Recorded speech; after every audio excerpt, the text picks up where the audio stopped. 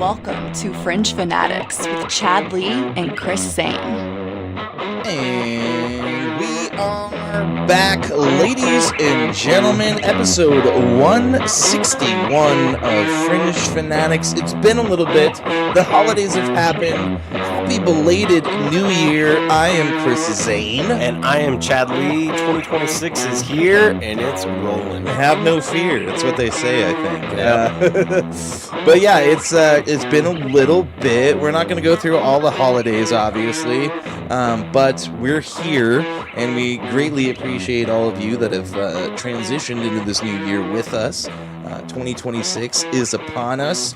The NFL playoffs are in full force. We just had a full rip-roaring weekend of the wild card. Yeah, and now we've got the divisional rounds coming up. We've got the NBA All-Star break coming up here in just a few weeks, if I'm not mistaken. Should be soon, I think. Yeah, we're getting pretty close.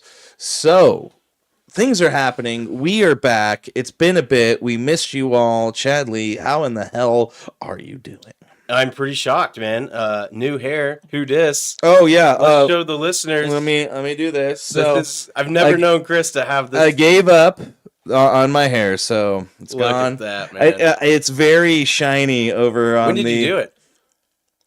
2 weeks and a day ago. Do you just shave, so you just kind of touch it up every day? Every other day. Every other day? I shaved today, so there is a little... Does it get itchy? No, there's been a few times. It is a little strange. It's definitely been a little bit of a getting used to process. But I do like it. It is nice. I wouldn't have taken my hat off just now on this podcast if I wasn't bald, because I'd be worried about my thinning hair. Yeah.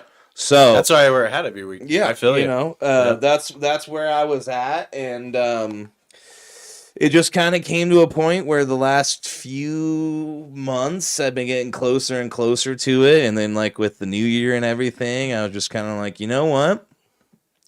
Let's just go for it. Yeah, I applaud you, man. I mean, we both went down those like long journeys. I had the dreads for 2 years. You had the long hair for about 13. So it's like you got to shake it up every now and then. You do, and that was kind of my plan. I mean, obviously, I don't know if I necessarily made a big deal about it on here, but I like a year ago, I cut it basically into a mullet. So my hair was much, much shorter. Yeah. And that was kind of the beginning of it. And I just kind of, after cutting it short, I just noticed more. And then, like a week before I cut it, I was kind of like, okay, I think it's going to happen. And that Sunday, me and Meryl got, because I did it on Sunday 2 weeks ago. Mm-hmm. And we got a bottle of whiskey. We toasted my hair off. Nice. I might have shed a tear. I don't blame you, man. And then the first thing I did was I shaved it to a 4. And then I took a picture. Yeah. And it's gone. Yeah. Yeah. Yeah. It's funny when I'll tell you this much. My bald spot on the back of my head is about that big. Oh, in the back of your head. Yeah. I didn't know you had like dude. Whoa.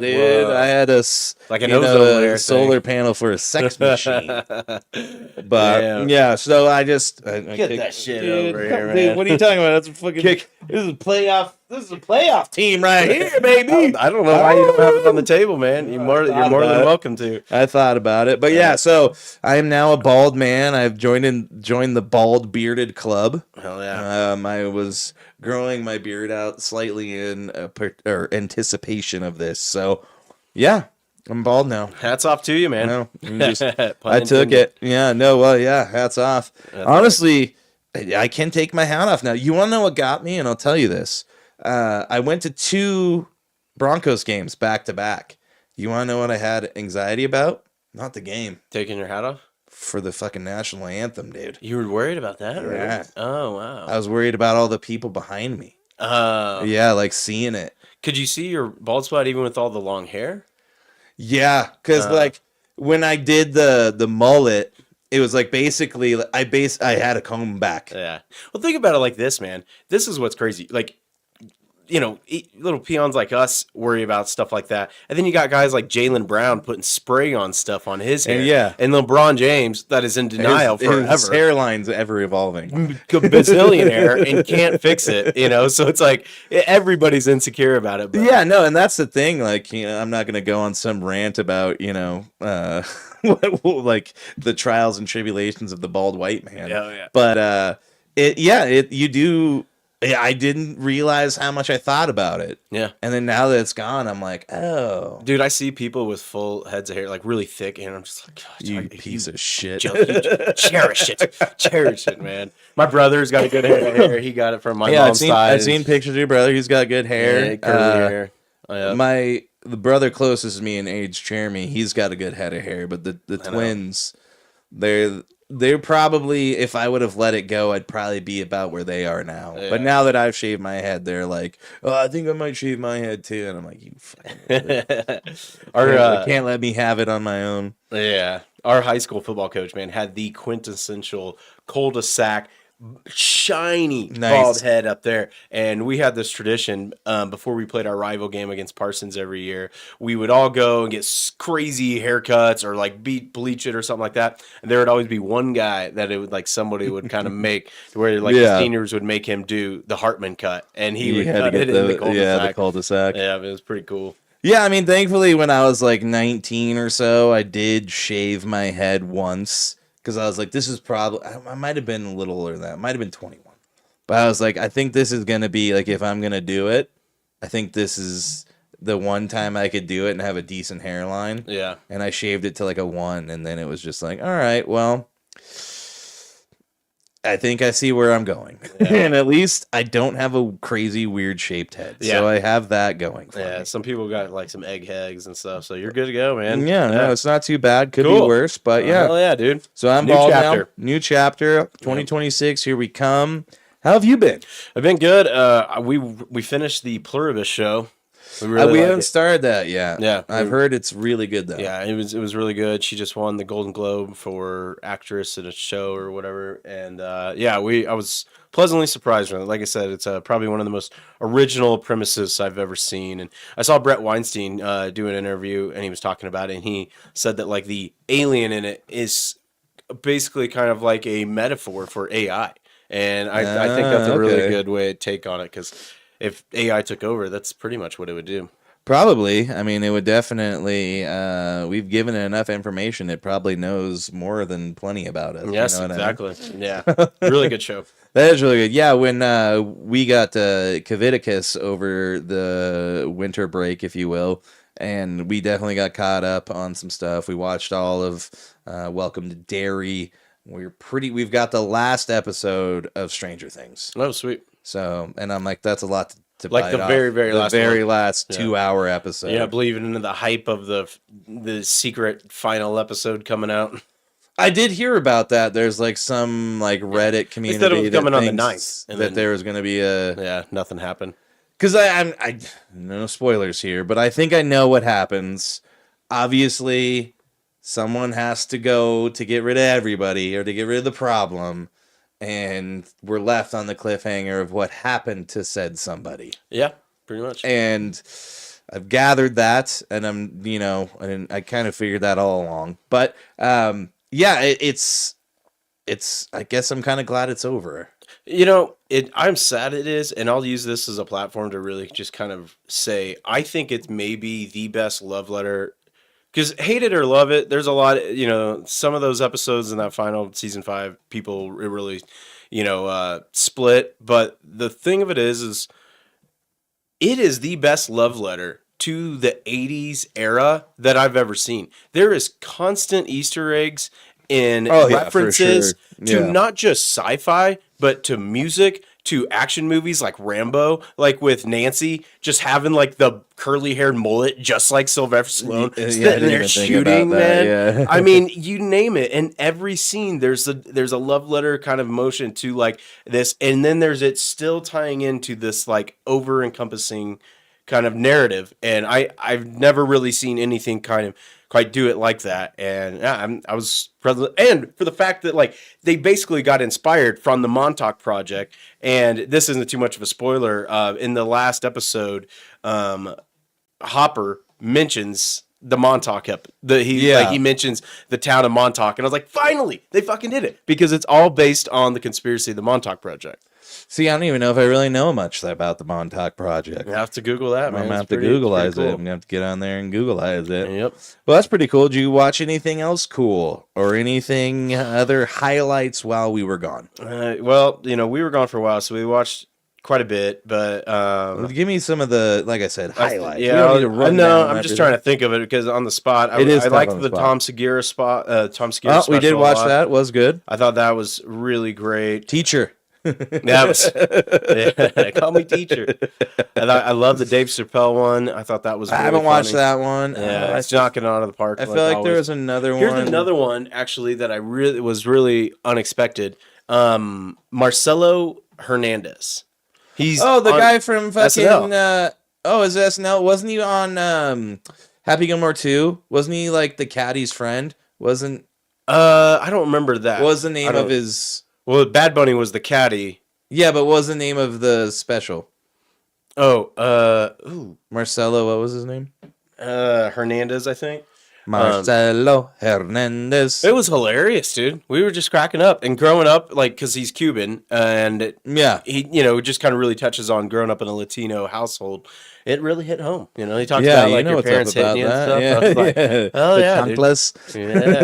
No, it was. I think it was probably one of the better specials I've seen in a while. That's good. Yeah, I dug the Tom Segura one. It was pretty funny. It is weird though because like if you follow the podcast world, if you will, you kind of know the premises of some of these jokes. Yeah, he talks about his kids a lot in Two Bears, but what's great is he hasn't done Two Bears very often, so they've been off for a while. Yeah, a lot of that material was pretty fresh. There wasn't a lot of repeat stuff, and I don't know. I can't really get into the Stavros Chris Stefano, and I kind of fell out of it. But they're pretty funny just because they were making fun of the whole. It was like breaking the fourth wall, kind of just giving them shit. Mm-hmm. But yeah, I get what you're saying. Yeah, when they filled in the summer, I was really into it. But I don't know. I didn't realize it was going to keep going. Yeah, they're getting too big. They got some big projects going. Well, yeah, movies and the like. What are you going to do? Yep. But so anyways. Shall we get into it? I'm ready. Should we get into some things? Let's do it. All right, let's do it, man. Let's get into the headlines. Get your headlines of the sports world coming at you now. We're going to do it with the NFL coming at you hot and heavy. Are you ready for some football? It's football, bro. Happens. Close the file. 69. Offense. He's giving them the business. Yes, he was. So I propose we just go through and we'll recap Wild Card and then go over the coaching vacancies because the results of some of these Wild Card games led to some of the coaching firings. And then we'll go into like a preview if you want. No, I'm fine with that. We also, there could be some head coaching firings coming out of this weekend. Yeah, very true. If things don't go the way the fans and ownership groups want them to. So let's get into it right away. Let's start with Saturday morning, the first game, which was the Rams versus the Carolina Panthers. Yep. The Rams had to go with a better record to Carolina and take on the Panthers in a game that everybody, including me, myself, I think, thought was going to be pretty much a blowout. Really? But Okay. I just played some stuff. Oh, cool. Some different things a little bit. I actually thought it was going to be pretty close because of the Panthers' run game, but it wasn't really their run game that kind of, gave the Rams trouble. It was more so just like the outside, the numbers throwing to Jalen Coker that really kind of brought him. Yeah, into this game. Jalen Coker kind of had his coming out party, if you will, in this game. Definitely had a bunch of catches. I got to get over here to what the actual Gamecast was here. 1 second. Jalen Coker definitely showed up this week. I think he had 80-some yards. What was it? 9 receptions. For 134 yards. Yeah, I'm sorry. 1 TD. Long of 52. 1 touchdown. Bryce Young, 21 of 40, 264 yards, 1 touchdown, 1 interception, though, is definitely what is going to kill them there. But that was early in the game, though, and he really kind of bounced back from it. It was Matt Stafford, man, just like having a real MVP performance, and I think really solidified his first MVP. I mean, 304 yards, 3 TDs. Puka Nacua, just reliable as always. That like wide receiver, it was actually a bad backwards pass, so it kind of went down as a rushing TD. But it was just amazing. Like, kind of weaved his way into the end zone, and they said to somebody's like, "Dude, I lift weights." Like, yeah. He's always got something funny to say. Yeah, he does. I think on that first drive too, I think they went Puka. Yep. For a good chunk of yards. The big thing though here is why the Carolina Panthers went away from the run game with Bashal Tutin. I think he had Bashal Tutin's on the Jags. Oh, that's what I meant. I'm sorry. The Jags. Rico Dowdle. Yeah, I'm sorry. I jumped games. Rico Dowdle, yes. Mm-hmm. Well, that's the thing is Rico Dowdle actually came out and said that he's going to explore free agency because, I mean, when he stepped in there, he had probably the best 2 games of any running back to back this whole year, and then they just went back to Chuba Hubbard, and I mean they kind of really didn't run the ball too much in this game, but I mean this was a hell of a game, an awesome game to kick off Wild Card Weekend, and it's not being called Super Wild Carding Weekend. They finally got rid of that cheesy title. Well, they should have kept it. There were some pretty damn good games this weekend. Yeah, it's just weird to call it Super. Yeah. But everything came through. I mean, it was a great weekend. I heard a stat before last night's game. So after Sunday night game, there were 12 fourth quarter lead changes in the whole games of the weekend, and that's double the previous record of 6. Wow, that's incredible, man. Yeah, and that's what keeps everybody tuned in all the way throughout. You know what I mean? So that's what you need, especially in these games where, like I said, I thought it wasn't going to be that close. Really, it wasn't, as the Rams jumped out to that 14-0 lead. But then that is when the Panthers came on, ended up taking the lead early in the fourth quarter. And I was like, this game's over. We had practice early that day, and I checked in halfway through. I was like, blowout. And then all of a sudden I look back, and I'm like, oh, shit. The Panthers have the lead at 31. And next thing you know, Matthew Stafford, who is maybe one of the more clutch quarterbacks in the league. I'm not going to put him up there with Mahomes, but it does always feel like if Matt Stafford has the ball at the end of the game, he's going to have a chance to win it for you. I think after this year, he's really gravitated towards one of my favorite players, and especially after this quote from Davante Adams, where in that final drive where the Panthers went up 31-24, 31-27, I believe it was.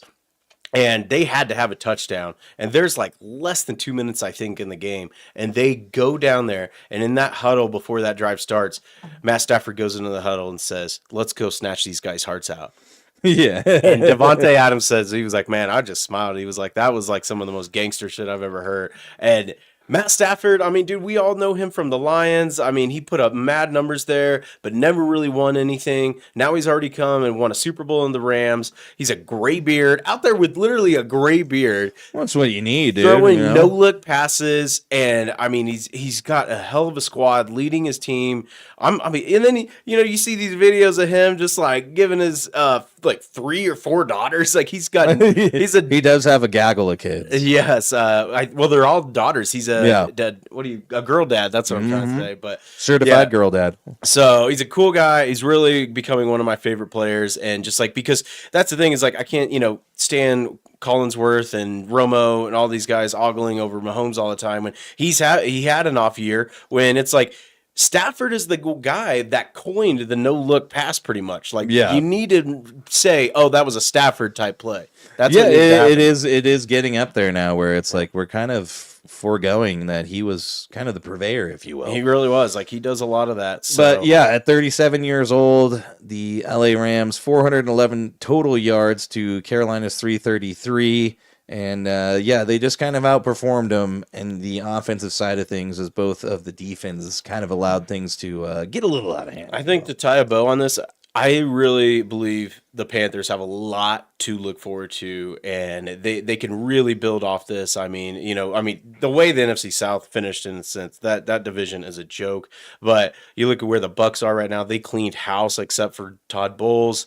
The Saints, I mean, they could be building something there. Tyler Shuck could be the offensive rookie of the year. Yeah, offensive rookie. I think it might go to Tevin McMillan just because he played more games. Yeah, I can see that because he didn't come in until the later part. Yeah, he got a 1,000-yard season. But I mean, just like the Panthers, Dave Canales really led them back from the depths where they were pretty bad. So I'm excited to see where they go. Yeah, I mean, you kind of see Bryce Young start out, fail a little bit, and then get benched, come back, and they looked pretty good. Although the end of the year they kind of lost, I think, was it 5 of 6 of the last 6 games. But I do think that the things are looking up and up for them. If they can get a good round of draft, get a good free agency, this team could be competing for the NFC South title, if you will, come next year. Yep. So yes, let's move on to another game real quick though. If the Rams are going to be taking on the Bears, and we'll just move to that game. How about that? Yeah, I figure we'll just go in order here. This one shocked everybody. The Bears, I think they got the Pope on their side. Well, he is from Chicago. Exactly. So. That's what I mean. I think he's blessing them because they've had more fourth quarter comebacks than I think anybody this year. And I think they've had like 4 or 5 by winning when they were down under 2 minutes. I mean, we were at Shanahan's during this game in enemy territory. Yeah. Yes, exactly. Yeah, I had to slap a cheap sticker somewhere, man. Yeah, I know you. But dude, I did usurp Capitol Grill as my favorite steakhouse. Okay. All right. Unbelievable. Well, leave it up to Shanahan. I know. It sucks. Anybody who tans that much should know how to cook a steak. Yeah, it was a pretty penny. And actually, that was what I did with my fantasy winnings. Oh, so nice. I thought about sending a picture to the league, but I'm not that much of a dick. You But I was should have. going to be like, Yeah. this is what second place gets you. Thanks a lot, guys. Nothing like coming in second and enjoying a fancy meal. Yeah, well, I always do that for her where she puts up with me watching a ridiculous amount of football and mock drafting every year where I'm like, okay, this is my thank you. That was her Christmas present. So while we were there, I look over, and I was glad we didn't get seated next to his TV or anything like that, because then I get a little distracted. Well, there was one off by the bar, and I just kind of look up, and I said to her, like, does that say 21-3? And she goes, yeah. And I was like, all right, this game's over. And then as we're eating dinner and getting kind of late into the meal, I just keep seeing the Chicago fans just go crazy. And obviously on our Uber ride home, check it out. And I'm like, it's just insane the comeback they made, man. That throw on 4th down, that might be the throw of the year. Oh yeah, across his body, on a dime, on a rope, Did you just see right to him. It was Christian incredible. Watson's reaction to it? Yeah, he's just like shit, Bro. No way. I mean, so many things had to go right for him. I mean, the Packers just couldn't put him away, and it's really got to be said that like Matt LaFleur, who is the Packers coach, who was just said today that I think he's going to be staying with the team. They got to work out Yeah, I know. They got to work something. He's like out. the 16th highest paid coach. Yeah, well, they got him at a good deal. I think he's only making like $5 million, but he's gonna want to make up there with Sean Payton's probably more than Sean Payton, like $15 million. And I don't know if the Packers can pay it. Yeah, they don't like to. They also got to pay Gutekunst. Oh yeah, so we'll see. But I was getting to the fact that like he was also the offensive coordinator in the Falcons collapse of 28-3. Yeah. So there's something to be said there. Where it's like your game plan is good in the beginning, but like you got to close it out, man. Well, and there was just so many miscues too in this game that especially in that second half, where it's just like, what are you doing? Like, this shouldn't be happening. I mean, Brandon McManus, I'm glad he's gone from the Broncos, but Stop on it. You can't spell McManus without anus. yeah, that's why I always used to call him when he missed a kick. No shit. McManus.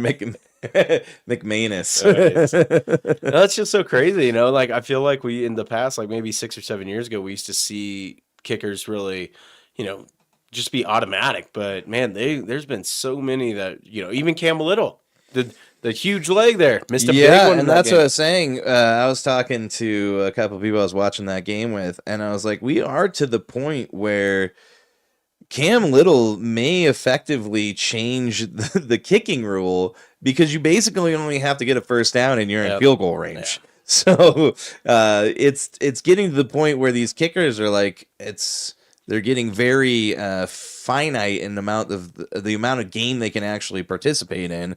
But with this year, with the kickoffs, and now with some of these guys being able just to boot it the way they are, they may be effectively bringing the kickers back. I don't know. They need to do something. I mean, because, dude, he has a huge leg, and he's only like 5'7". Yeah, he's tiny, man. Real tiny. But, so McManus, he cost them a total of, I think, 7 points. I mean, an extra two point. Field goals, two extra field point. goals. Yeah. Horrible. But Caleb Williams, I mean, I can eat crow, because last year with Matt Eberflus, they just looked awful. He didn't, he would take so many sacks, hold on to the ball, look indecisive, scramble around everywhere like he did at USC. But Ben Johnson, I love this dude. For the people criticizing him, maybe you might feel differently about it, but I love that he's bringing hate and rivalry back into these games. To go through, because the thing of it is like, and this might come back to bite him in the ass. Packers might get better, and then they'll dunk on him afterwards. But for him to shake his hand like that, Rodgers is kind of, set the bar there by basically saying he owns the Packers. I mean the Bears. He said that for multiple years. Right. Yeah. Yeah. But like, I that's what I'm saying. I don't mind it. And I saw like a compilation of the 3 handshakes they've had this year. And how I guess LaFleur brought out that extra coach to stand on his side so that Ben Johnson couldn't tap him on the back with his because he has his play sheet. And it's like what are those called? Whatever. He kept smacking him on the back of the play sheet.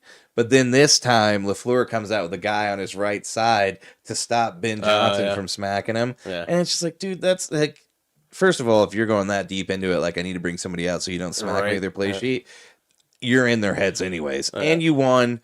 I think I'm all for it. Like, I'm kind of over the pleasantries of like, they're a great team. Like, there's no rivalries anymore. Yeah, there's no players that stay on a team long enough to even care about rivalries hardly.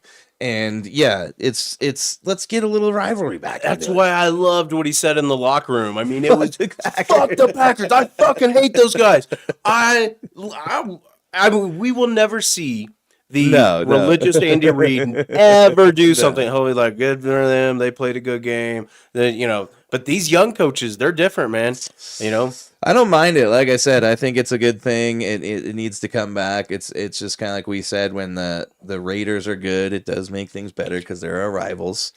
But we love to see them down. Yes, we do. But yeah, I mean, and he has really transformed. Caleb Williams, 361 yards, 2 TDs, and like I said, I am eating crow because he is out there every week leading his team and making unbelievable throws. He might not make those same throws in the first half, but by God, he'll do it in the second half. Right? And he'll make plays that you're like, that's not real. But in the first half, he would have done. You're like, what the hell are you doing throwing that pass? But yeah, he has looked great. They also got a really good 1-2 punch in the rushing game with DeAndre Swift and Kyle Monangai, both of which totaled for, was it 83 yards? Oh, 84 yards. I'm sorry. I can't do math. Oh, no. Oh, my God. 81 yards. Caleb Williams, though, added 20 yards rushing on his own. And then the Packers, Jordan Love, 24 of 46, 323 yards, 4 touchdowns. He did also account for a fumble. and the rest of the Packers just did not show up. Josh Jacobs, 19 carries, 55 yards. Romeo Doubs and Matthew Golden did have pretty good games, but it was not enough to stop the onslaught of the Bears' comeback as they advance into the divisional round. Yes, sir. Yeah. They are really climbing out from the depths of the darkness. You know, Yeah, I mean, really, for a they really long did. time were the Even laughing last stock. year, we were like, "Oh my It's god, the Bears." I mean, that was the game. Eberflus. I was just talking about it today. That was the game that I chose to take my mom to when the Chiefs played the Bears because they had a rough first couple games. This was 3 years ago, and I knew, okay, when they play the Bears, they should be able to beat them. Of course, put up like 41 on them easily. We'll get them. Yeah, but that might be a little tougher now. And EB, he's coaching those running backs up. They need to bring him back. He is, the unfortunate thing, that man will never get a head coaching job, and we'll never know why until many 30-30s come out, I guess. Yeah, well, sometimes some guys aren't just made for it. Josh McDaniels, perfect example. Yeah, great. He's doing great OC. Great over there in New England. Yeah. Could not coach a team to save his life. Yeah. We'll move to Sunday. Sunday. Where the Bills traveled down to Duval to take on Trevor Lawrence. Yes, and this was a hell of a game. Probably the game of the weekend. It ended up 27-24 with Josh Allen taking a QB sneak somehow. The longest we've ever seen, I think. 10 Was it yards. 10 yards. It didn't get a touchdown. Basically got picked up and then carried for about 7 yards. There was part of me that was like, I feel like forward progress stopped. Yeah. And no whistle was blown. And then all of a pretty sudden, 9 yards were traveled. But whatever. It was the most intense, QB sneak I've ever seen. Who gives a shit about a tush push when you've got the tush run? But Josh Allen was shellacked in this game. Man, he was beat up. I think it was the second quarter. He took a hit, and one of the Jags defenders ended up sitting on his ear hole. Kind of fell on his face, basically. And twisted his helmet. He ends up getting up, bleeding ear, goes to the blue tent, able to return to the game, which is amazing because the way he was squirming on the ground, it looked like he may be out. But unfortunately for the Bills, even though they pulled this game off 27-24, they did lose 2 receivers to ACL injuries. Yes, they did. Huge. Not only Shavers did. Who was the other one?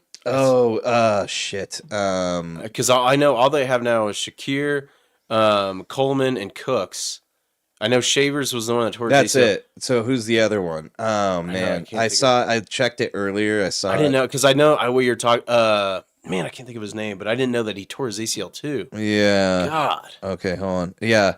Tyrell Shavers tore his ACL in the second half on the punt return. And played then the entire 22 second more half. snaps. Yeah. But the other one, hold on, it's in here somewhere. Gabe Davis tore his ACL too. God damn. Huge. That guy's also, he had that breakout year, what was it, 2 years ago? Where it's like, oh man, they might have 2 number ones there when Diggs was there. Yeah. And then they get rid of Diggs, and unfortunately Gabe Davis just has not established they brought him himself. back, And now another ACL. Man, 2 ACLs. It's 3 good. wide receivers going, but they're stacked to tight Yeah, ends. Brandon Cooks, Khalil Shakir, and Keon Coleman, both pretty damn good. Curtis Samuel had his practice window open from injured reserve, but I don't think he'll be playing. But yeah, those are a couple of huge hits for the offense. And not only that, we didn't even go over every one of Allen's injuries. So the other one, he hit Ankle? his hand. Yeah, and then his finger. Yeah, but almost broke his finger, basically. Yeah. It kept shaking, and that really changed his projection on his throws. Then the one that I thought was really going to put him down was a The knee? QB sneak where he went to the end zone, and it looked like he hyperextended his left knee. Yeah, it like hyperextended inward. Yeah. Which, I think that's going to be And so ACL. didn't even. But yeah, he's able to go, and we'll see next week. I do feel bad. I'm not going to sit here and cry too much as the Broncos are taking them on at 2:30 on Saturday. Your birthday. My birthday, January 17th. I'll be 39 years old, damn near 40.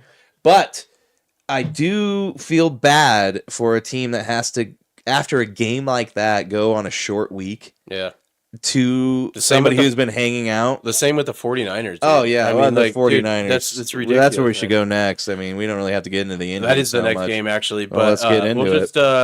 Let's touch well, on this a little bit more. I just want to, a little tie a bow on it where, Cam Little, he missed a kick before half where he really shouldn't even got the opportunity to kick that field goal. The clock had run out. I was really shocked they gave him the opportunity for it. But there was, I can't remember. I do know, I think his name was Brad Allen, the officiating head, whatever.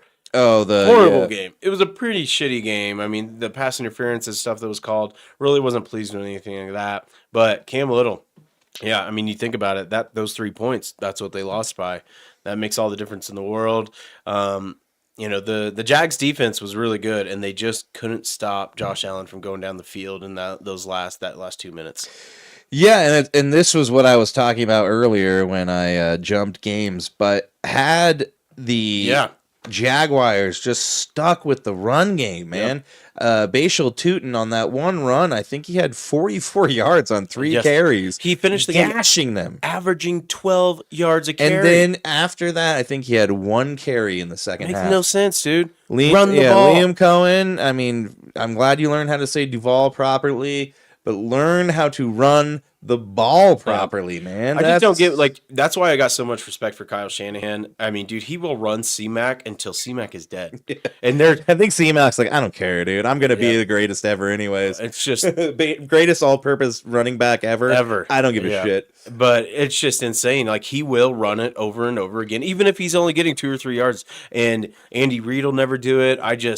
You just gotta stick with it. Well, it's just like the days of the bus, Jerome Bettis, dude. Like, he might only have 50 yards, but I guarantee you that defense felt every one of those yards. Eric Dickerson back in the day, man. Yeah, those guys get just tired. Annihilating back people. in the day, they would get 29 carries. I mean, that game where Derrick Henry, they finally did what they needed to, and they won that game in week 17, where he had 34 carries, I think. Yep. Just run the damn ball. Well, running the ball doesn't show how smart you are, unfortunately, and that's what gets these coaches sometimes. But let's move into, speaking of, I got to sit here and say it right now, Coach of the Year, Kyle Shanahan. That's what I think too, man. I mean, dude, even they lose, and we're going to touch on this anyway, George Kittle, they lose him to a shotgun blast of an Achilles injury. I mean, we all saw it happen. He makes the catch, he's getting tackled, he plants his foot, poof, explosion in his calf. Yep. Done for the year, done for next year too, dude. That's what sucks for them. It sucks, and he man. is getting to that age. Is he's had some pretty significant injuries. He's been banged up a lot. Is it worth it? We'll see if he can come back. I hope he can. The dude's a great dude. Drink I a love bottle the way- of tequila afterwards, man. Yeah. How cool is that? That dude? is pretty He's cool. I do badass. like that. He's, I like he's that right guy. up there. Gets a daily dose right Maybe there. he could finally build those Legos while he's. Yeah, he does like Legos, But he so- never builds them like he said in that receiver show. Now he's got time. Yeah. But man, dude, I enjoyed this game so much. Seeing the Eagles, and it is, I can say this. I can't say the Chiefs won the division. I can't say they had a good year, but I can hang my hat on this. The Eagles can't go back to back. There you go. Yeah, so much for the dynasty, right? Yep. Yeah. Yeah. That dude, that Fly, had Eagles, Nick fly. Sirianni. It was announced today that Kevin Petula, they're moving on from him. Well, did you see at the end of the game the final play when Hurts he's like, that's what we're running, Dude, are you fucking kidding me? I saw He just was like that interaction, and I was like, I felt That good. dude's I was done. like, they're good, man. Yeah. No way. Well, and it reminded me of when the Chiefs beat the Eagles in the Super Bowl. They're trying to go down there, and they have a Hail Mary pretty much, and Jalen Hurts throws it 20 yards. And Yeah. it doesn't even go any distance. I was like, what Didn't are you have a doing? chance. And so that's the thing is Kevin Petula, this is really something that needs to be not investigated, but looked into. And, Jalen Hurts has had good games and he's a dual threat quarterback, but there's a lot of talk. LaShawn McCoy came out and said it too, because he's really clued in with the Eagles, probably their best franchise back, I believe.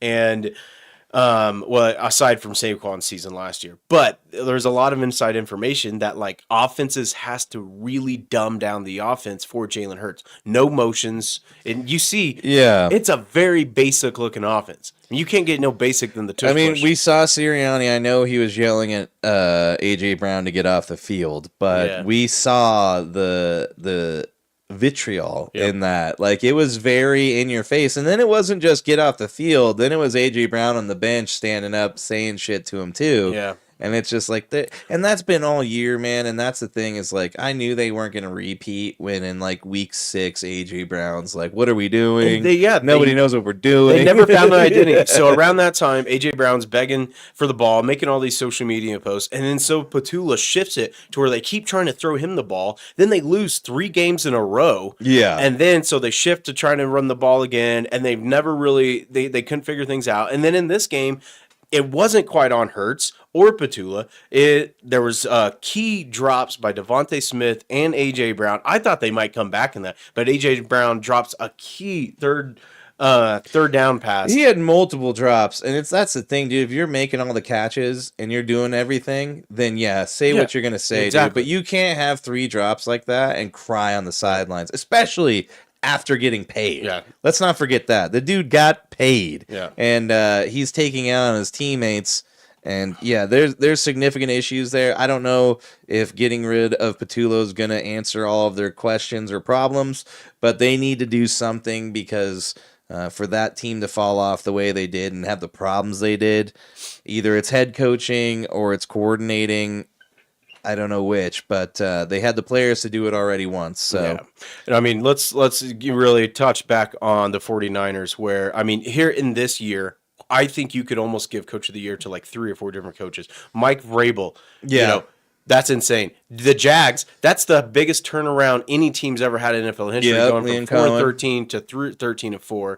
They deserve it. There's another one I can't think. Mike McDonald had a stellar year. Yep. But Kyle Shanahan, injuries, dude. I really thought the Eagles were going to win this game because they were obviously already Fred Warner, and then their other backup linebacker Bethune was out, so they were down to their 5th and 6th linebackers. And then, like you said, Kittle went out. I mean, and then their wide receivers. Look at this guy, Demarcus Robinson, 6 receptions for a throwaway from the Chiefs. Dude, he caught and other teams, but that's just what's crazy, dude.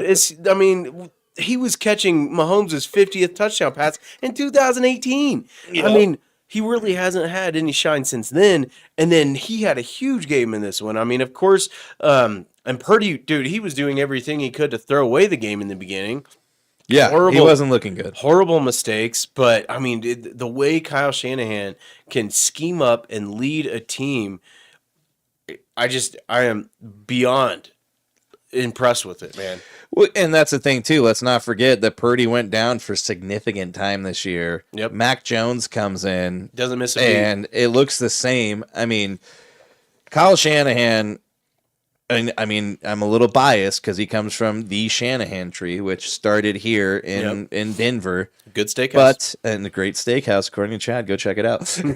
But it's that coaching tree, and you just look at the coaching tree that he's created, and a lot of them are some of the heavy hitters in the NFL right now in coaching.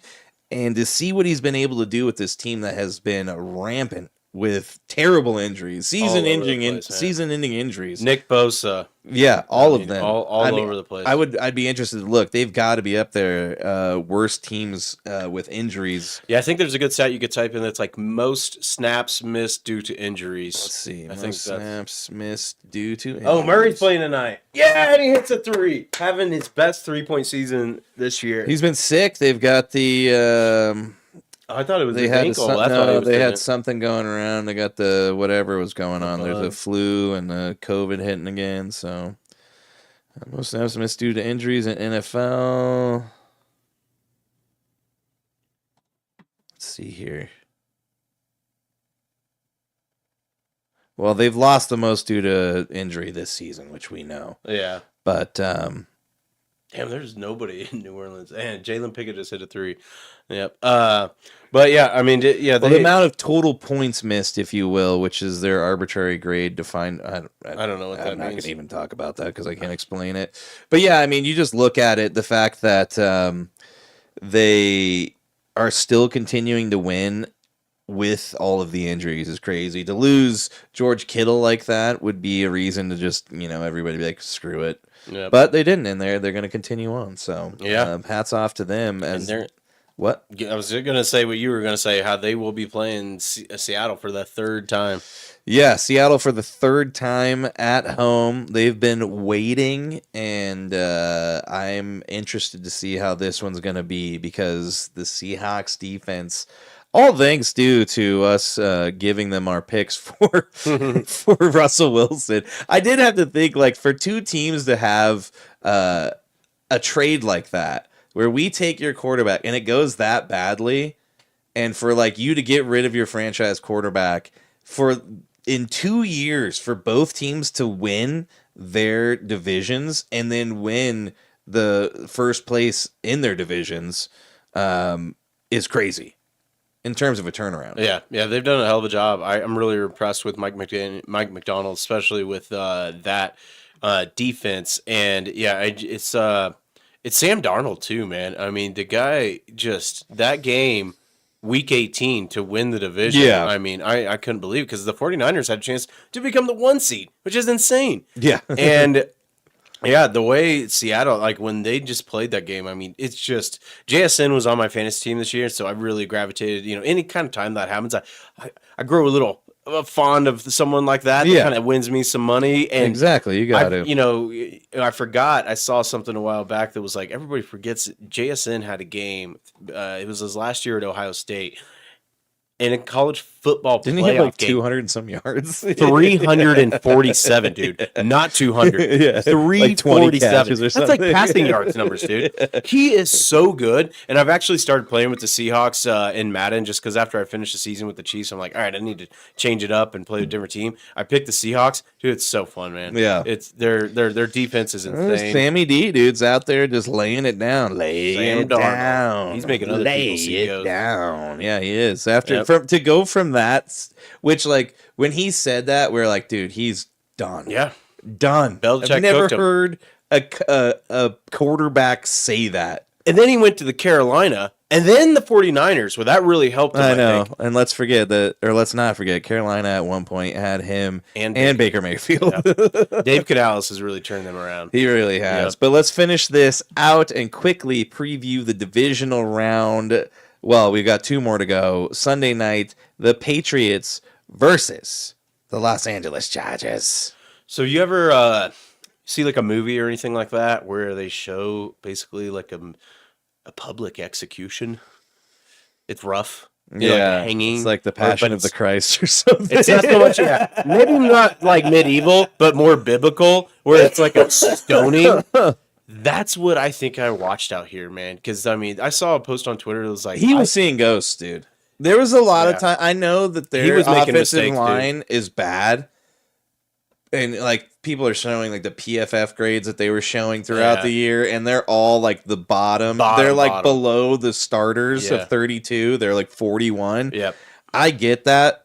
But there was plenty of times that Justin Herbert had time and just held the ball and got murdered. Tirico really made a good point. Where he was like, you can account for the injuries, but really their offensive line up until the fourth quarter where they just couldn't hold it any longer. They were playing doing decent. pretty good. They were playing decent. Yeah. But he was making a lot of mistakes, and the Patriots, I could not imagine what like the Texans would do to him. Like they just played him a few weeks ago and they did that to him. But it's just like he was getting hit, and there was one where he fumbled the ball where like a guy came and hit him like in the back, and then he turned around and then a guy hit him in the face, and he laid on the ground for good 3 seconds, and I felt guilty watching. It looked like he was laying there just like, ah. Like, dude, he wasn't unconscious. He was just like, ah. Swear to God, divisional rival or not, if that was Raiders, Broncos and stuff, even the same, like anytime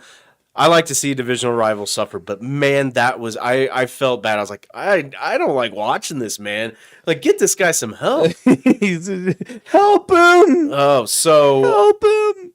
I saw a stat that this is insane. The Chargers didn't have a passing yard from minute 111 in the second quarter to 5:39 in the fourth quarter. They nearly went a quarter and a half without a passing yard. Yeah, which is insane. Yeah. But, I mean, you look at, here's how you know that they lost this game, and it's right here in the stats. Justin Herbert was their leading rusher. with 57 yards. Yeah, Omarion Hampton still dealing with the ankle injury. Couldn't really play. Kamani Vidal, they just couldn't do. I mean, and the Patriots, their run defense was great all year long. I don't think they gave up a 100-yard rusher until, oh God, I can't remember who it was. Maybe it was Devon Achane or something like that.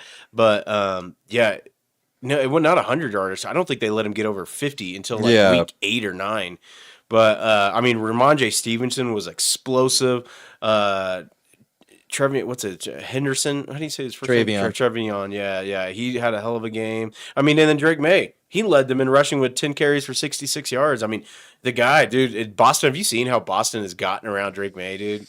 They love it. Loving it. Well, there was like his wife was posting like, baking stuff, videos, and they're like, keep feeding Drake May all the treats he needs. She did a pizza review with Dave Portnoy the other day, man. I mean, Boston, they love their sports, and so they are, because they had greatness for so long, and then they fell out of it. And then they found their guy thankfully, again. fucking assholes too. Yeah. 3 years after having just 20 years of greatness, and then they get Drake May back, and things look great. That's the difference. Is like back with Belichick and Brady, I hated that. They had so many cheating scandals. Belichick was such an asshole. I like Mike Vrabel, man. Like, dude, he's a real players coach. He told Milton Williams, the big dogs play in January. I challenge you to go out there, and he went through there, dude, and he sacked the hell out of Justin Herbert, man. He got to him. So this was some people call this a boring game, but I mean, and it was like there wasn't a lot going on. But I love the defensive games because I mean, really, up until that last touchdown, there really wasn't much. I mean, the Chargers were still basically in it at 3-9, like in the third quarter, but they couldn't do anything. Yeah, and we were talking about it. I think, Mike Vrabel, if it wasn't for Mike Shanahan, would be, I think, a shoo-in for Coach of the Year. There was that instance in the game when Los Angeles substituted, and since he had time to substitute, they substituted too early. He burned off like 20 seconds of the clock, letting his guys substitute slowly. He's like, take your time. Yep. And just ate all of their clock on the offensive side because they have to be allowed to substitute. And it's just shit like that. He did that once with when he was on the Titans. Belichick. Yeah. Belichick, there was like a loophole back in the day where it was you would you would run a false start when you're trying to chew up clock, and they changed that because of that loophole. But Vrabel did it to him, where if you want to eat up more clock, you just go ahead, and if you're going to punt it, go ahead and take the false or the delay game, and the clock's going to keep running. When the student becomes the teacher, and he even got a bloody lip from Milton Williams coming in and celebrating, and he loved it. Dude, it's badass, man. And here's another great one, dude. This is a crazy stat where I didn't even realize this until I think the next day, where Jim Harbaugh has all the cheating scandals at Michigan, has to flee to the NFL, and is still getting beat in the playoffs by Ohio State guys.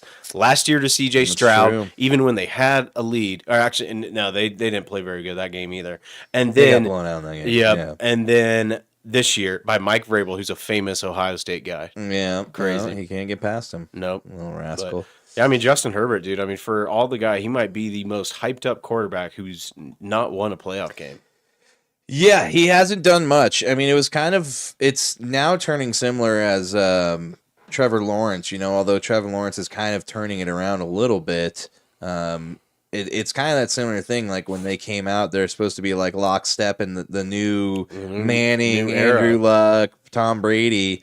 And Trevor Lawrence had a terrible start to his career. He's looking better now. He had a bad start to that game, too. Yeah, he didn't look good that game. But then, you look at the other side of things, and it's very similar. You're looking at Justin Herbert, who's made it to the playoffs a pretty good amount of the years he's been in the NFL, and just has never, ever produced when he's in the playoffs. And sometimes it doesn't matter about the rest of the team. It's just his play has not been up to snuff in the playoffs. So. Yeah, so... We'll see. And actually, we'll get into the coaching vacancies here in a second. But as far as like the OCs, they did get rid of Jesse Minter. No, it wasn't Jesse Minter. Greg Roman. It was today. Greg Roman. They parted ways with. Got rid of him. Yeah, I mean and this dates back to Baltimore, where Baltimore's offense would look great all season long, but then come to the playoffs, it would just fall flat. They'd look stale.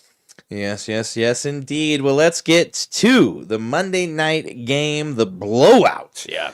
Where Aaron Rodgers' last pass may be the only last pass of a quarterback's career to end on an interception, if in fact he decides not to return next year. This reminded me of like it was sad, like Ali going out there to fight. I think his name was Bertham or something like that. Yeah, like, the last fight, like where he's getting beat, and it's like he this almost guy's already too has old. Parkinson's. Yeah, like Tyson against like Lennox Lewis and stuff. Like this guy's too old to be Tyson doing versus this. Jake Paul. He could have beat Jake Paul, man. That was so awesome seeing Jake Paul get knocked out. His face is ruined. Yeah, man, the Texans, they couldn't get anything on offense going. CJ Stroud was doing everything to lose this game with 2 interceptions, 3 fumbles, but god damn, the Steelers could not move the ball. That Texans defense, they're talking like this Texans defense might be up there with the 15, technically. Yep, the 2015 Broncos, the 09 Ravens, is that what year that was? Or it was the 02 Ravens. Yep. I think it was 02 and then the 85 Bears. Yep. Yeah, I could see that. I definitely think they're on par with the Broncos. I think if you went down the ratings, they're probably, staggered throughout. But this was an absolute dismantling of a great quarterback. Yes. On so many levels. It was bad. And the fact, like you said, CJ Stroud did about every damn thing he could to lose this game in the first half, and he did enough to win it. But you better buy your entire defense something really cool with all the money you're making. No doubt. Because you should have lost that game. No, 2 seriously. times over. It was 7-6 in the second quarter, and going into the fourth quarter, it was still 7-6. 7-6, yeah. And I mean, it was anybody's game, but the Steelers could not move the ball. It was basically from 1:52 left in the second until 13:07 left in the fourth. No scoring. Yeah, an entire quarter, no scoring, and halftime. So it's like 50 minutes of actual time, no scoring. And then 23 points in the fourth quarter by the Texans. And yeah, I mean, they had 2 defensive touchdowns. And one of those was like a Sheldon Rankins. I mean, him and Will Anderson collided on Rodgers. And man, let me just say this. I've been wanting to say this for a while. That stubborn idiot, the way he still wears the chin strap, the like old school one, the Riddle chin strap. Yeah, instead of wearing it, but he only buttons it right here. He doesn't. Most people, they get the Y, and so his helmet gets rattled around all the time. So it's like that picture when he was on Green Bay and he was tackled. Oh yeah, it's like way up there like that. It's like, what are you doing, dude? You're gonna have CT. Yeah, it's okay. Yeah, that's what ayahuasca's for. Yeah, that's true. But man, that he got rocked. He fumbled the ball. Sheldon Rankins picked it up. Got a thick 6, and then like you said, to end his career, he threw a pick 6, and I couldn't remember the D-back that took that back, but it wasn't Stingley, was it? Oh man, I can't remember who it was. It's all good. I was just curious because Stingley is an All-Pro. They've got like 3 or 4 All-Pros on that, just like the Broncos. They've got a squad there, man. I think they said between Danielle Hunter and Will Anderson, they had 27 sacks on the season, and I mean, an ungodly 40-something pressures. I mean, it's the best DN combo that I've seen. They're in a looking long really time. good. Yeah.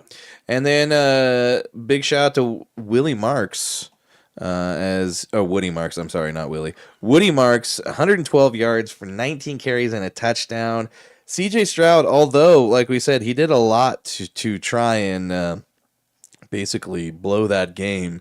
He did wind up with 250 yards passing, and in total, the Houston Texans wound up with 408 total yards to Pittsburgh's 175. They didn't even get 200 yards. And they lost the turnover battle. Yeah. Or Crazy. Pittsburgh won the turnover battle. Yeah. Houston lost it, still won the game, and doubled what they did on offense. Absolutely ridiculous. Did you see too where they showed a highlight of D'Amico Ryan sacking Aaron Rodgers? Oh, nice. It was pretty cool. I did see a funny thing that was like in 2016, D'Amico Ryan sued the Texans after he tore his Achilles on their field.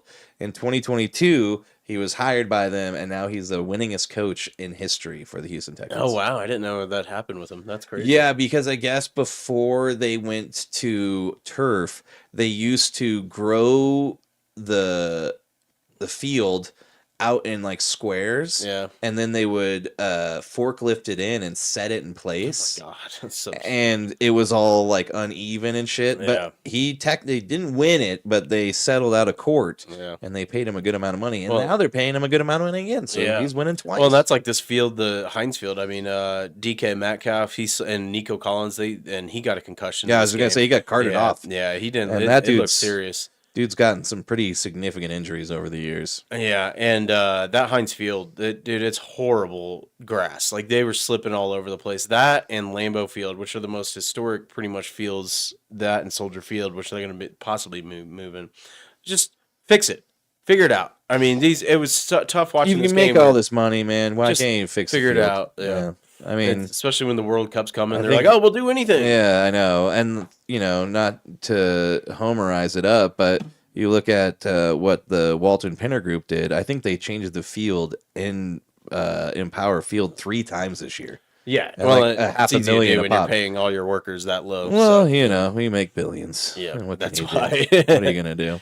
But yeah, so I mean, that's what they should do, though. You're billionaires, take care of it. Exactly.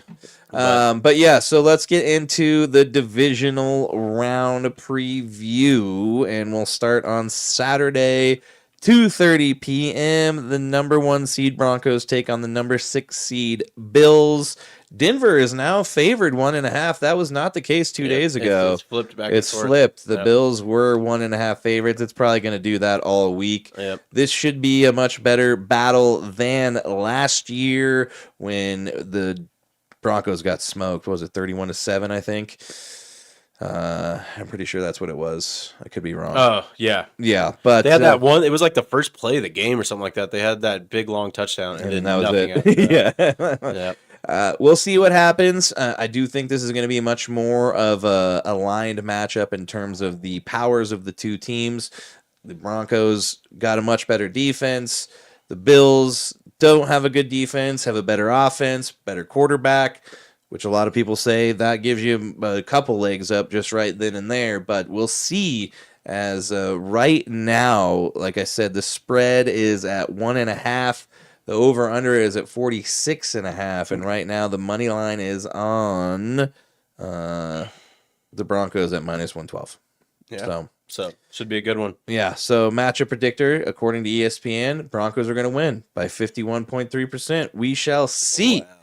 Wow. The only thing that we've got going for us is that we had a week off. Got to be healthy. Josh Allen, questionable, as we talked about earlier, multiple injuries. So we shall see how that game goes and whether or not the Broncos will squander away the 1 seed with home field advantage throughout, or will the Bills somehow pull it off? We shall see. Finally make it to the AFC. This is their chance. Yep. This is their chance. This is the best time. If he doesn't do it now, when will he? Yeah. That's the question. So let's move into the night game, Chad. Tell us all about The it. 49ers at Lumen Field to take on the Seahawks for the 3rd time this season. Like we mentioned earlier, the Seahawks are the number 1 seed. They are rolling. That, I think, really where they can take advantage of the 49ers is, the 49ers have made it this long, and patching up their injuries and stuff like that. But, with Mike McDonald, he is coaching these guys up, and he knows the 49ers so well. I think that he's going to have the recipe to pick them apart. Yeah, and right now, as we speak, on Tuesday night, it is 7.5 favorite for the Seattle Seahawks in terms of points. Over under at 45.5, and the money line, Seattle is favored -355. It's kind of like you're saying, man, it's going to take a Herculean effort for the 49ers to pull this off. if they do, I mean, it's almost destiny at that point. They got to make it to the Super Bowl. Well, yeah. Go ahead, finish. No, I'm just saying they've got to.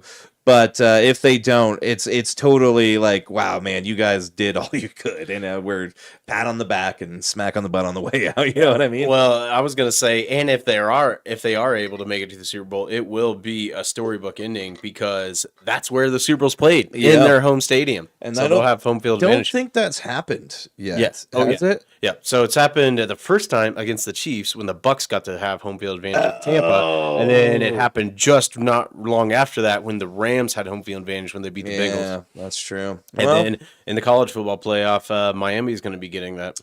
Yeah, we'll have to touch on that real quick. And also, Fernando Mendoza going back home. Going to Miami. That's why it's kind of like not quite home field advantage because there's it a could lot. go either way. Yep. But this game is going to be huge.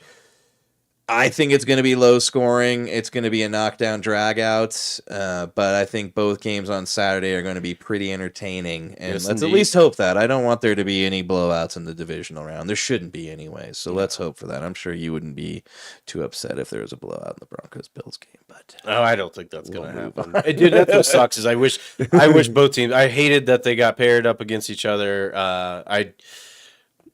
I don't know. I'm not going to root for the Broncos. I know. I don't. But it's a win-win because if the Broncos win, then Josh Allen doesn't make it. Josh Allen wins, he's out, and he still could go out. Yeah, or we're out, and then If the Bills win, then you're out, and so it's a win-win, lose-lose. I just wish that a crater would hit but not crash my house. Yeah. You're just like hoping that a very Small perfectly placed, oddly shaped meteor hits, that it doesn't kill you or anybody you care about, but ends the game. Yeah, I get it. Doesn't kill anybody. Just stops the game. It just hits right next to the field. So for some reason they can't play. Floods or something. Maybe a goose is gone. Avalanche all the way down from Mount Blue Sky. All right. Well, let's move into the first game on Sunday. Is Michael Porter Jr. at this game? Why would he be at this game?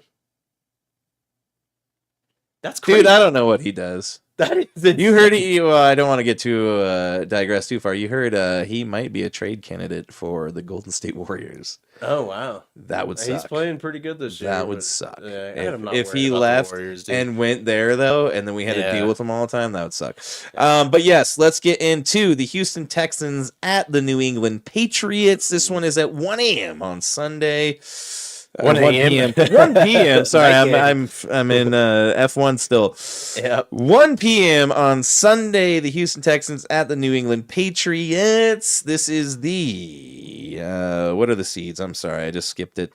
The number 2 seed taking on the number 5 seed. Yep. Yes, and in this game right now, New England Patriots are favored at home -3. Where are you seeing these the odds? Oh, I'm on the ESPN Gamecast. Oh, okay. I'll click on that. I see. Click on that. Yep. I didn't know what else to talk about these games, so I was like, I'm just gonna throw out odds and shit. So we've got things. This is super fascinating. I mean, yeah, like you said, they've got the Patriots at 52% chance to win on their matchup predictor on ESPN. But as we all know from the ESPN analytics, I don't know if there are a bunch of probably smart better fellers than Dan Orlovsky's quote. Where did you see that great one that was like Nick Sirianni and Jalen Hurts are pretty much the equivalent to Bill Belichick and Tom Brady? Like, dude, you need to lose your job. Again, I don't really know why Dan Orlovsky has any sort of say when he is like the quintessential, like, terrible quarterback play of stepping out and getting a safety on your own. Yep.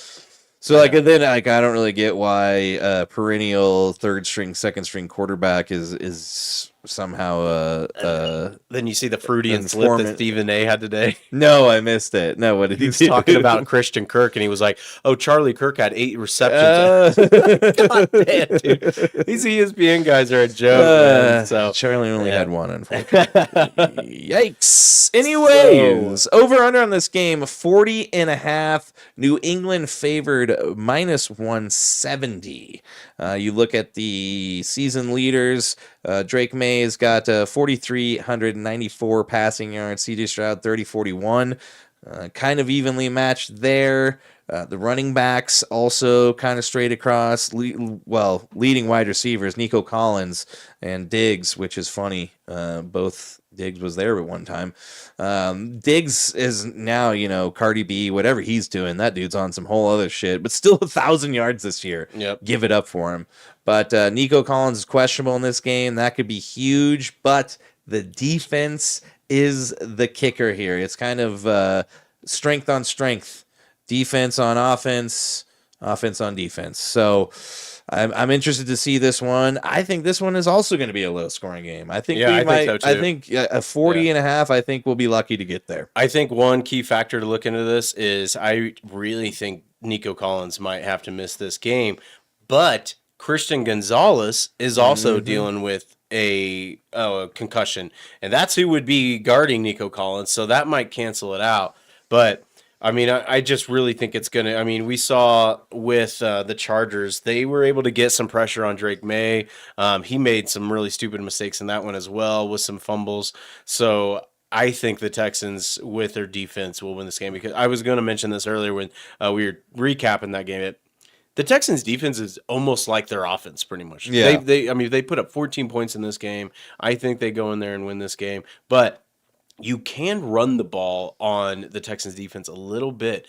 And I think that with Henderson and Stevenson, I think they might run some screens and really try to take advantage of that. Yeah, I mean, that's the thing. Travion Henderson has had a hell of a rookie season, and you throw him in there with Ramondre Stevenson. Those two names are very hard to say next to one another. Yep. You add those two together, and they are kind of like that quintessential lightning and thunder. And you get Travion that's great out of the backfield, catching, running in between the tackles, outside the tackles, and then Ramondre is going to be kind of your up-the-gut guy, between the tackles guy. They are going to have a pretty good day today, a pretty good day on Sunday. Yeah, so it should be a good one there. I'm really excited about that game. And then the night game. The nightcap. Oh, yeah. The nightcap. I'm sorry. I guess I should say it. The Bears versus the Rams at 4:30 on Sunday. It's going to be early, so we won't have a 6 p.m. game. So it's going to end at about 6 p.m. Yep. But the Rams have to go to the Bears. They have to go on the road twice against teams with lesser records than them. That sucks. Yeah, pretty crazy. But the 12-5 Rams will be taking on the Bears, and Bears are the second-ranked team. The Rams are the fifth-ranked team, and in this game, I don't know what's going to happen, man. I have no idea, because I kind of feel like if the Rams come out here playing like they are, they should win easily. Mm-hmm. But if they let the Bears sniff around their tent a little too much, it could get ransacked. It really is could. all I'm saying. Yeah. The Rams are very vulnerable on their cornerbacks. Their outside the number defense is not that great. I mean, we really saw Bryce Young and the Panthers expose that, and Luther Burden has really been coming on for Chicago. Colston Loveland had a hell of a game last week with 134 yards. I mean, I really think the Bears could put up a fight in this one, and for the simple fact that the Rams come from a dome, beautiful California, nice weather, have to go what they're expecting to be 3 degrees minus sub-zero temperatures. It's going to be rough. No, see, I didn't see that. I didn't see the That's what they talk. It weather. says 18 degrees right here on AccuWeather, but this is still almost like a week out, and so it's probably going to get colder. That's what they're expecting. You got the 37-year-old Matt Stafford, who has played in a dome almost his entire career. Yeah. I mean, his entire career. Yeah, that could be the deciding factor. Although I will say this, there's one thing next to death and taxes that you can always count on, and that's Puka Nacua getting at least 10 receptions in a game. So, I as long as Nakua's going, man, I don't see the cold affecting that man. He is basically like a Terminator, just continuing on no matter what. I think he's probably one of the best wide receivers in the game right now. He catches everything. I mean, there's it's sometimes the way he attacks the ball. Yeah. I don't feel like it's not like catching, because I feel like catching just means he's letting it come to him. He's doing something else. He snatches. He's it out snatching. of Yes, and he's like, so big too. I mean, he's hard to bring down. So I really think that like he's just one of the best. And the way he gets open too, like in that first drive with the Panthers, that very first pass. He came back to the ball like 10 yards, so he has a real feel for finding the gaps in the zone. I think the Rams will pull this out, though. The Bears have really had the Pope's blessing in a lot of these games, but I think the Rams are really on a mission here. If the Rams could win the Super Bowl, then I could see Matt Stafford retiring.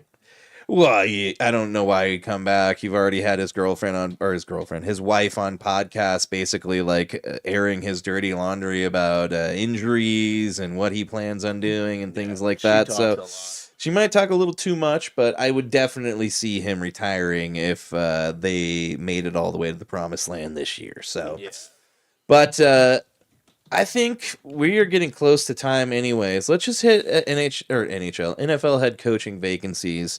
Next week, we'll get more back on track of like hitting the other sports, or what do you feel? Well, I just figured we would preview the college football playoff real quick. Okay. And then we could just run down the NBA standings, and that would take about 5 minutes. Okay, do you want to do head coaching vacancies or move on? Okay, let's do that right now. Let's get into the head coaching vacancies. There's been a lot of movement. Yeah, most times there's always about 7 or 8, but right now, as of 9, we're at 9. Yeah. Crazy. So let's just run down the list here real quick. The Arizona Cardinals fired Jonathan Gannon. The Atlanta Falcons fired Raheem Morris and Terry Fontenot, their GM. Yep. The Baltimore Ravens. This was a big one. Huge. Fired John Harbaugh after 18 seasons and, kind of a whimper to end the season, which I kind of get. It's the same as what we're going to get to here in a little bit with Mike Tomlin. At a certain point, like, what are you going to do? But, let's just go to Mike Tomlin right now. Mike Tomlin, today, before we got on the air, announced steps down after 19 seasons. Yep. And he still has 1 year on his contract, so here's the big kicker. Pittsburgh still has the rights to him. So he can't go somewhere else without, like, a Sean Payton trade for rights and money type stuff. So I do see Mike Tomlin probably taking a step back and maybe going to sit behind a desk for a year. There's a lot of talk that he might go to broadcasting. That's what I'm saying. Yeah. Sit behind a desk for a year, let the rights run out on him, and then come back and do whatever. The Rooneys are way different though. Where there's such good people where I could see them just kind of like, okay, we're good. We'll void the rest of this. You're good to go. Maybe, that would be cool, but we all know how corporate world works. It doesn't usually go that way. Yep. But, that's the huge one. And right now with like some of these coaching fires, I hate to say it, but I just feel like we're getting ready for a musical chairs of coaches just rotating positions. Cleveland Browns fire Kevin Stefanski after 6 seasons. We all saw that one coming. Yeah, after this year, it seemed like the writing was on the wall. Yeah. This one surprised me. Las Vegas Raiders fired Pete Carroll after 1 season. It did, just because you're already paying 4 or 5 guys like tens of millions of dollars. Yeah. I'm just like, why not just roll with Pete Carroll? Why pay somebody else? Oh, I know, but it's like, okay, I'll give you 2 unless points Tom here. Brady's got a good thing, which I have a theory. I think they're going to be paying up to $52 million. Yeah, for all the 4 or 5 head coaches that aren't there.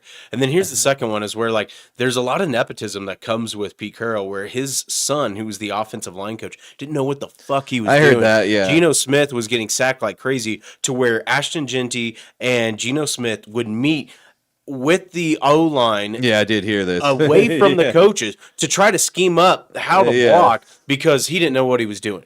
That's a bad situation there. Yeah, but the nepotism runs rampant in the NFL. But sometimes it works. Look at Shanahan, Yeah, look at sometimes Shanahan. It doesn't. Yeah. Look at Bill Belichick's son. What he did for a little bit, and then when he went to the college and didn't do too well. Guy like cocaine though. It looks like, just from the looks the way of his he's face. grinding his teeth all the time. That shit's funny. But that would just surprised me because you're already paying so many people. This one also writing kind of on the wall. Mike McDaniel fired from the Dolphins.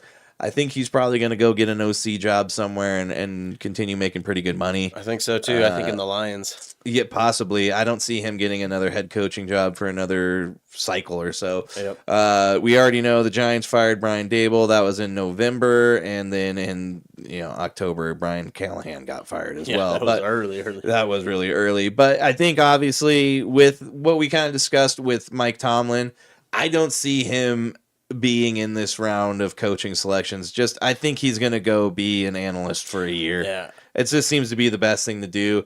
I think John Harbaugh is going to be the NFL head coach that is the most coveted, and we'll see where he goes. I think, honestly, if there is upset, I guess right now it's a coin toss game, but I think if the Broncos beat the Bills, Sean McDermott will be fired, and I would very easily see John Harbaugh going and jumping on there with former NFL MVP, which you've already had, and you're about to have like a $3 billion stadium here in like 2 or 3 years. So it just seems like a pretty good starting point for him. Who's that? The Bills? The Bills, yeah. Aren't they moving into that one next year? Is it next year? Yeah, they played their last game at. Oh man, I thought it was like 2 or 3 years away because I knew they basically had like the whole structure built, but I wasn't sure about. It's Jacksonville that's going to be playing in Orlando for a year. Yeah, while they wait for theirs. Done. Yeah, I just thought there was a little bit more time on the Bills. But yeah, I mean, that's what I'm saying. Dude. You look at that, a brand new stadium, you got a good quarterback.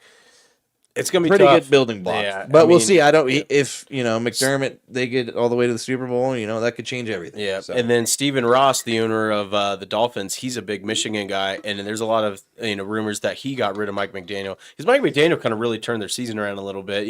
It looked pretty bad in a sense, but they still put up a good fight there towards the end. And but when John Harbaugh got fired, that's when he got rid of Mike McDaniel because he's a Michigan guy. He wants Harbaugh there. Yeah. He tried to hire him in the past, I guess. So we'll see. Real funny. This happened right when Mike Tomlin got fired, or when he stepped down. The owner of theRavens, Steve Biscotti. It's funny. And he's like, "How funny would that be? like how funny would that be though if they literally were just like, flip-flop. whoop." Yeah. That would be so weird. Well, and the craziest thing is that every one of the AFC North teams got fired except for Zach. the worst one, Zach. Yeah. Taylor. Like, I feel so bad I don't feel too bad, but like, because Joe Burrow kind of like, there's a lot of talk that he is going to be like that, like Dan Marino that just never could do it, but was like really good. Yeah. And it's just either outside things. Or I don't see their defense improving next year. It's just like when you got an owner that's not really willing to put money into the franchise in so many different facets with even like the practice field, you're not going anywhere. No, you're not. No. Real quick, I wrote it on here, and so people are seeing it. Bryce Young did get his 5th-year option accepted by the team, so he will be back next year, which I think is fine with what he did. I think he deserves another. He really turned it around. Plus, how about that benching early in the season? That's what I'm saying. He got benched, and the Red Rocket came in for a little bit, and then he comes back, and Dave Canales kind of turned it around. So good on him. But I think it's time to get into college sports, college football, if you will. And I did something new today. We'll see how it goes. Let's do it. That man next to you is a believer. That man next to you is somebody who wants this thing. That man next to you is somebody that got to have it.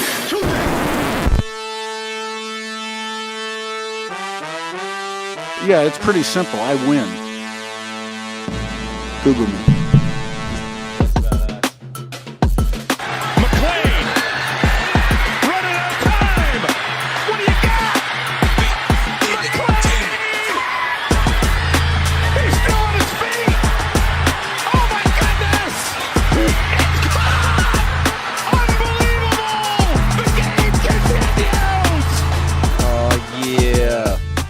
Let's get into some college football as the CFP Final is set. And this year's college football playoff was pretty entertaining, as there was a lot of upsets, if you will. Yeah, it was amazing. Ohio State went down, Alabama, Indiana, a school that was known for basketball for years. When was the last time their football program did anything? No, they were never anything. And then on their way to I think the last time we recorded, I think it was, I don't even think the first round had started yet. No. So on their way to the championship, Indiana defeated Alabama 38-3, and then went on into the Peach Bowl and then blew out Oregon 56-22. And I think, I mean, I don't know, I'm sure Oregon fans love Dan Lanning, but I was very happy to see him get smoked by the ultimate smug man, Mr. Kurt Signetti himself. 56-22 is an absolute dismantling. And then you look on the other side, Miami beats Ohio State, the number 2 ranked team in the nation, 24-14. Then move on to Ole Miss, whose coaching staff basically left them behind to go to LSU.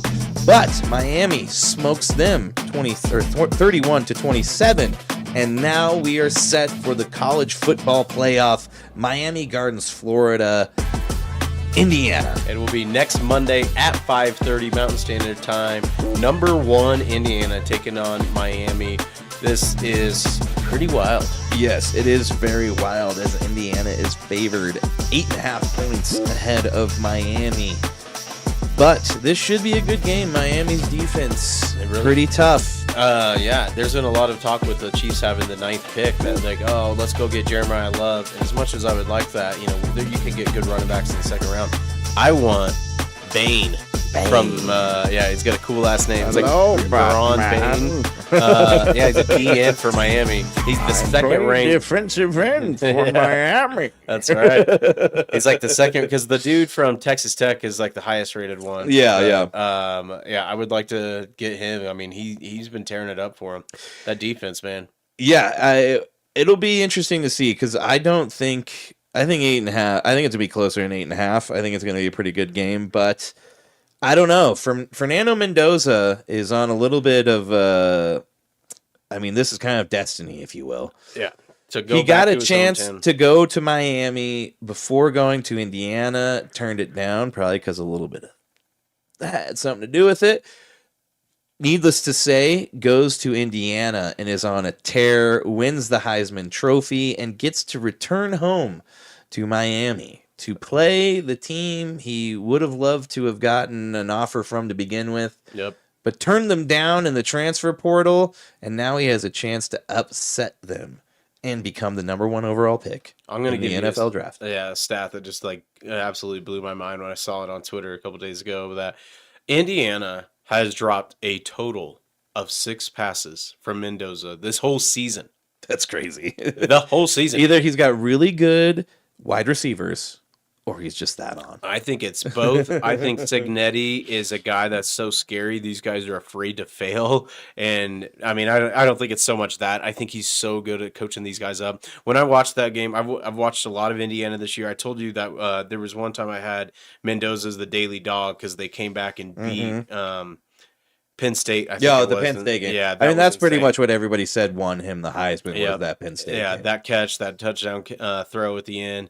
But I mean, this is now Indiana's the best completion percentage ever at like 72%. So that's one reason these guys are. I mean, this has to be the best for Indiana football just across the board. Oh yeah, easily. They've been so non-existent in football. Like this has to be like the best year. Well, ever. You know what's crazy too? I didn't know the Mark Cuban came from Indiana, so he gave it an undisclosed amount. I don't know if it was last year. I bet that's how Fernando wound up there. I don't know. It could have been, but yeah, I mean, it's nice to see it. I mean, Mendoza's kind of I think he's Mexican, or something like that. Might be Fernando Mendoza. Yeah, he's Mexican. Yeah, I couldn't remember if he was Cuban or not because I know he came from Miami. But it's cool to see kind of like he's got a very interesting personality when he gives an interview afterwards. He has so much energy and he's very likable and very bubbly. He's and very stuff. personable. Yeah, just like even if he was on the team you hated, you'd be like, but I fucking love that guy though. Damn it, I'd have him on my team any day. And it's wild that he's going to be a Raider, and the Raiders are probably just going to ruin his career. But we'll see. Well, let me ask you this real quick, and you call this a hot take if you will, but what if the Raiders did something crazy? They just fired their coach. They've got the number 1 overall pick. Mr. Tom Brady is their advisor on a lot of things. What if you hire Kurt Signetti? Well, And he you just- draft Fernando Mendoza. Yeah, I mean that's a possibility, but Signetti just signed an extension. I know Buy that. him out. Yeah, I know that Buy him out. LSU. They fired Kiffin, but Buy him out. yeah, I don't see that. That's a wild take for sure, but I don't really see Signetti leaving. He really seems like a loyal guy. Yeah, maybe. But where did he leave before? I'm just really curious where the Raiders. Well, he came from James Madison, where Yeah. he really turned that program around. Yeah. Yep. But yeah, who knows what the Raiders are going to do? They'll, Yeah. they'll probably end up screwing everything up. But yeah, it would be nice to see Indiana win for sure. Miami's got enough national titles. That's true. Let's get into the NBA real quick. I just want to touch on one thing here. Magic, right side to Scott. Slam dunk. 4 seconds. 3 seconds left. Why are they not fouling? Jumper Murray. Got it. Denver bounce. Pump fake for two. Kobe's got the Laker record. 81-point game. Ladies and gentlemen, you have witnessed the second greatest scoring performance in NBA history. T, come on. I'm burning. My lungs are burning. Well, Anthony Davis's legs aren't burning this time. It is his hand, and it came out before I posted this. He was supposed to be out months with hand surgery on a Then ligament. he tweeted lies. Yeah, lies. He's not. He's going to get a second opinion, but regardless, even without the second opinion, he's still going to miss 6 weeks. So it was like either going to be 2 months with surgery or now a month and a half, which makes no sense to me. But I did just want to bring this up real quick because I saw this and I thought it was insane. Did you see this list of Anthony Davis's injuries? Yeah. It's crazy. Dude, well, the injury itself, right after it happened, right on Twitter, all of the posts were like, this guy has to be the most fragile basketball player ever. I mean, it looked like he just jammed his finger. Yeah, and he's done for months now. Yeah. But yeah, this is just crazy. He has a list. I mean, this is like what's been on the injury reports. 51 different injuries. His most, and that's just different injuries. His foot, he's injured 55 times. Wow. His ankle, 24. His Achilles, 20. His back, 20. Adductor, 18. Knee, 18. Calf, 16. Shoulder, 14. Plantar fascia, 9. Thumb, 8. Wrist, 7. Groin, 7. Elbow, 7. Eye, 6. Dude's missed, I don't even know how many games now. Yeah. And it's all for different shit, dude. It's not like you can't feel bad for him where it's just like his knee. It's not. It's almost like Embiid. Like, I don't know what's going on with your knees, dude, but like you're broken. Yeah. And I don't know if that's just like, is it genetics? What is it? But this guy needs to give it up. And I heard that, the Mavericks said they aren't pursuing trade options right now. But I'll be interested to see if he's still a Maverick here come the trade. They need to move him. It's a disaster, man. The memes that's been going for years where he's photoshopped over Samuel L. Jackson as Mr. Glass it looks exactly like him. Like if it just fits, and he really is Mr. Glass. He gets hurt all the time, and he's not durable. Can't play. Nope, can't play. Can't play him. Won't do it. We'll Can't run do through it. the standings real quick. I'll hit the Western Conference. The Oklahoma City Thunder has gone into a little bit of a slump. They're 7-3 out of their last 10. They're taking on the Spurs tonight in a big matchup. They're 33-7. Then the Spurs are 27-12. And then the Nuggets at the 3 seed are 26-13. They are taking on the Pelicans right now, who the Pelicans are not that good. So it'd be nice if they could win this game. It would be very nice, and I just want to give a hats off to the Nuggets, who, after the just crazy injuries that they've had, losing Cam Johnson for a month and a half, losing Jokic for it's probably going to be about a month, losing AG, Christian Brown for 2 months, for this team and these backups to have them 5-3 in the last 8 games. Yes, indeed. And not just floating, but like kind of swimming pretty well. They're finding a group. Yeah. Jalen Pickett. Peyton Watson was the Western Conference Yep. Player of the Week last week. I mean, this is a guy that was playing on the bench when other starters are out. There's people talking now, should we have paid Peyton over Christian? I know, because Christian, since he's come back, he's not really looking good. But I heard, though, he's never been hurt in his career, and he's having a kind of a hard time. Like, he's never been hurt. So he's having a hard time coming back. But let's move into the Eastern Conference real quick. Number 1, the Detroit Pistons still. 28 wins, 10 losses. They're 6-4 in their last 10. Moving to the New York Knicks, 25-14, 3.5 back from the Pistons, 5-5 in their last 10. And then the Boston Celtics, who our Denver Nuggets beat not too long ago. Yeah, that game was awesome. That was a good game. That was a hell of a game. Loved watching that. Both those games against the Sixers and the Celtics were probably some of the most quintessential wins. And the Bucks on Sunday night. Yeah, maybe in a while. But nevertheless, Boston Celtics 24-15, 4.5 games back from the Pistons, 6-4 in their last 10. And we're getting ready to be close to the All-Star break next week. Since we'll be back on a normal schedule, we'll get more into more sports, delve a little more into the basketball, talk about that. But one more quick thing. James Harden did pass Mr. Shaquille O'Neal, number 9 all-time scoring list. We don't like giving James Harden too much props, but still top 10 scoring. That's pretty good. What are you gonna do? Yep. Real quick before we move on, we didn't talk about this. What daily dog did you want to do? Let's just do it since you already picked it. I put one below, but whatever's clever. All right. I did want to play you this, though. I made a new UFC sound. I'll play it real quick. Let's hear it. Oh, I lied. I didn't put it on there yet. Damn it. It's all good. Ah, shit. All right. I'll put it on there here shortly. Yes, let's get into it. The Daily Dose of Excellence. I hit it hard, man. So far, man. No laying up, no holding back. Ain't afraid of nothing, it's a natural fact. I hit it long, man. Till it's gone, man.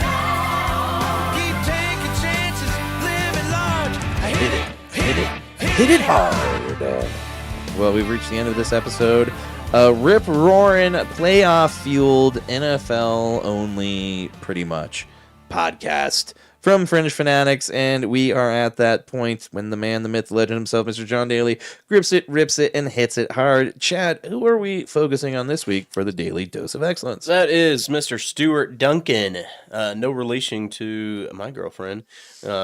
He is a guy from Canada, and it's a pretty cool story where after seeing his son bullied online, a father built a safe Minecraft server, now home to 17,000 autistic children, giving them a place to play, connect, and feel accepted. Well, I mean, that's really cool. We've seen a lot of the weird shit going on with like Roblox and like child predators just like hanging out in weird little game chat rooms for kids and showing up at people's houses that they've been talking to, and it's getting out of control. Yep. And in general, we all know about keyboard warriors, and it's even worse when you've got a microphone and no face to it. And a lot of these kids on these games are assholes. Yeah. If you're older and you play online games with little kids, they are mean. Yeah. And they hurt your feelings. Mm-hmm. I've gotten beat by some of them, Madden. Yeah, and they'll let you know that you suck. And I get it, man, especially for someone who's autistic that's trying to, interact with the world in whatever way you can to find a way to do that and then kind of be shit on by somebody just because they're assholes. It is kind of a bummer. So I am happy to see that this guy has created a safe Minecraft server for all those people with autism just looking for a way to kind of, express themselves or Yep. get freedom from what they've got going on. We should all be able to have that. Yeah, it's a great story. We've each got nieces and nephews that play online, and we hate to see bullying. Bullying's a little different than when we were a kid, where once you went home, you got away from it. But now, it's even more. Yeah, So- we actually had that with one of our nephews. He had a friend from school who was like kind of his friend, but he's also like kind of one of those bullies who just like you're my friend because I can be a dick to you type of thing. And it was like that. Like, it was worse outside of school because when he got online, he was even more of an asshole. Yeah. And he had a lisp. Awful, man. He had like a weird speech impediment. We played a couple times with him and took everything I could not to make fun of the way he spoke. 'Cause he had that like quintessential kid voice. Like, I don't know. Yeah. But yeah, no, this It's is awesome super that cool. they did this. Yep, really cool. But, So good check out on the story. him. I love a good story. Anything that brings some levity to things. We all know We need more positive. life can suck, but keep your head up and let's take 2026 by the horns. Let's make this the best year we can. Yep. I know here at Fringe Fanatics, we are going to be on the up and up this year. Looking forward to it. We hope that each and every one of you tells at least 5 or 10 people that you know. Come get on this journey with us, and let's all have a good time talking about sports and not taking it too seriously. And on that note, we love each and every one of you. Please tune in next week. We greatly appreciate you doing it this week. We love you all. Everybody go wish Chris a happy birthday for this Saturday. Do it. Don't Almost do it. 40. I'm 40. A year left. Damn it. Yeah. Well, All right. we love you all, Chad see you Lee. next week. I love you, buddy. It's good seeing you again. Yep, go We'll Nuggets. See you soon. All right. Till next week. Toodaloo. Bye-bye.